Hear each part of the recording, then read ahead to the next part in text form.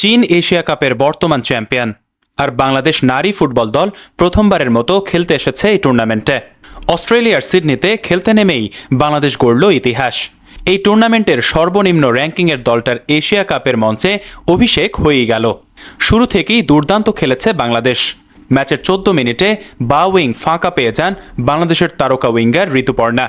গায়ের সঙ্গে লেগে থাকা ডিফেন্ডারকে নিয়েই বা পায়ের দূরপাল্লার শট নেন। এবারও বলটা বাতাসে ভাসতে ভাসতে গোলপোস্টে ঢোকার ঠিক আগ মুহূর্তে শূন্যে লাফিয়ে ঠেকিয়ে দেন চীনের গোলকিপার চেন চেন।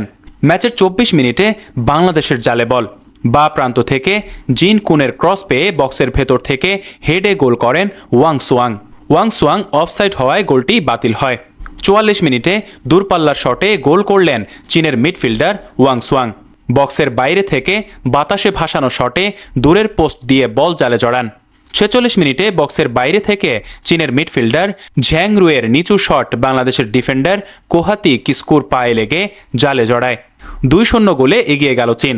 দ্বিতীয় অর্ধে চীন একের পর এক চেষ্টা করেও বাংলাদেশের জালে গোল দিতে পারেনি। এই টুর্নামেন্টে কাগজে কলমে সবচেয়ে শক্তিশালী দলের বিরুদ্ধে সবচেয়ে দুর্বল দল প্রমাণ করল র্যাঙ্কিং দিয়ে শুধু ফুটবল হয় না।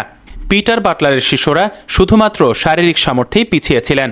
ফুটবলীয় হিসেবে দুর্দান্তই খেলেছেন ঋতুপর্ণারা।